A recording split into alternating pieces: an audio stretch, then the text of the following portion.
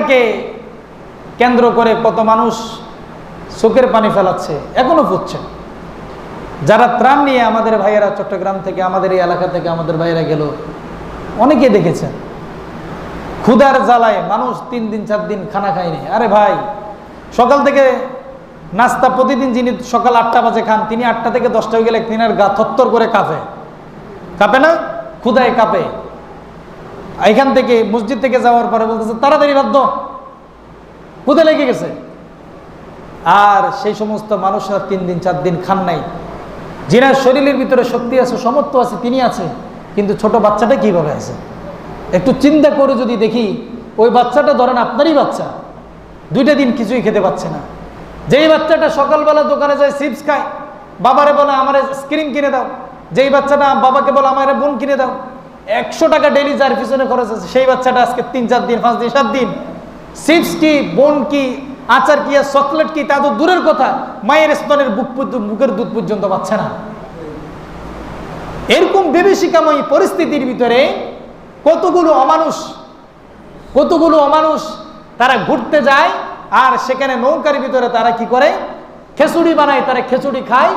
বন্যাত্ম ক্ষুধার্ত মানুষ তাদের কাছে খাবার চাইলে তারা ছবি তুলে আর একটু করে খাবার দেয় এবং সেটাকে ফেসবুকে পোস্ট করে। এটাও হলো অমানুষ, এটাও কি অমানুষ। আরে ভাই, তুমি কারে সাহায্য করতেছো আর কারে সহযোগিতা করতেছো, তার প্রতিটা বিষয়ই যদি তোমাকে ফেসবুকে ছবি তুলে পোস্ট করতে হয়, তা আজকে শুক্রবারে মসজিদের ভিতরে আপনারা টাকা কালেকশন করবেন না, তো তুমি 10 টাকা দিবে যে এটাও ছবি তুলে, এটাও ছাড়ো যে মসজিদে 10 টাকা দিছি, এটাও ছাড়ো। আপনারা অনেকে টাকা দিবেন না, দিবেন তো, 2 টাকা দিবেন, 1 টাকা দিবেন, 100 টাকা তো আর কেউ দিবেন না। তো 2 টাকার নোট এটা দেওয়ার সময় আপনি যিনি এখান থেকে সরকারি কালেকশন করবেন, দেওয়ার সময় আপনি করবেন দাঁড়ান 1 মিনিট আমি একটু ছবি তুলে নেই, ছবি তুলবেন, এটা পোস্ট করবেন যে মসজিদে আজকে 2 টাকা দিছি। কয় টাকা দিছি? 2 টাকা দিছি। 100 টাকা দিলে তো কোনো কথাই নেই, এটা তো একবারে পোস্টার লাগায়, ব্যানার লাগায়, পুরো এলাকায় সবাই জানিয়ে দিবে আজকে মসজিদে কত দিলাম, 100 টাকা দিলাম।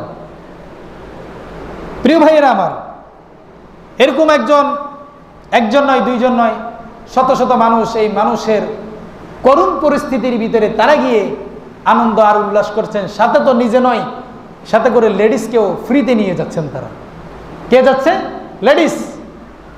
লেডিসকে নিয়ে যাচ্ছে সাথে করে। কিরে লেডিস কেন নেস? বলে যে আমাদের বন্যাত্ম মা বোনরা যে অনেকে আছে, তাদের পিরিয়ড হলে তো তাদেরকে প্যাড দিতে হবে, তো এগুলো কি আমরা দিব? এগুলো তো বোনদেরকে দিয়ে দিবেন। কত সুন্দর তার যুক্তি, কত সুন্দর তার যুক্তি। বেটা, যেখানে মানুষ পায়খানা করে জায়গা পায় না, সেখানে তুই পিরিয়ডের চিন্তা করস। এটার জন্য সে আবার যাওয়ার সময় ইয়াং 2-4টা মেয়ে নিয়ে গেছে। প্রিয় ভাইয়েরা আমার, এই সমস্ত কাজগুলো যারা বলে, কাজগুলো যারা করে, আল্লাহ কোরআনে তাদেরকে এক কথা বলছেন, উলাইকা কাল আনআমি বাল হুম আদাল উলাইকা হুমুল গাফিলুন। তারা চতুষ্পদ জন্তুর চেয়েও খারাপ। আমি একটু আগে বলেছিলাম না যে তারা দেখতে মানুষ, কিন্তু আল্লাহ তাদেরকে মানুষ বলছেন না, আল্লাহ বলছে তারা চতুষ্পদ জন্তুর চেয়ে, 4 ঠ্যাঙাওয়ালা জন্তু যেটা আছে, যেটা বুঝে না, বুদ্ধি নাই, ওটার চেয়েও খারাপ এটা। ওটার চেয়ে আর খারাপ কি হতে পারে? আপনারা মানুষকে গালি দেন, শুয়োরের বাচ্চা বলে, কুত্তার বাচ্চা বলে, কিন্তু আল্লাহ বলছে এটা শুয়োর আর কুত্তার বাচ্চার চেয়েও খারাপ। উলাইকা কাল আনআম বাল হুম আদল উলাইকা হুমুল গাফিলুন। এগুলো একেবারে পথভ্রষ্ট, যাদের ভিতরে মনুষ্যত্ববোধ নাই, যারা মানুষের বিপদের সময় যার হৃদয়ের চোখ দিয়ে পানি পড়ে না, এবং যারা ওই সময়টাকে নিজেকে প্রকাশ করার জন্যে, নিজেকে ভাইরাল করার জন্যে একটা পলিথিনের টুকরো দিবে, অথবা একটা শাড়ি দিবে, কিংবা 100টা টাকা ওই অসহায় মানুষকে দিবে, আর সেটাকে ছবি তুলে পৃথিবীর মানুষকে জানান দিবে।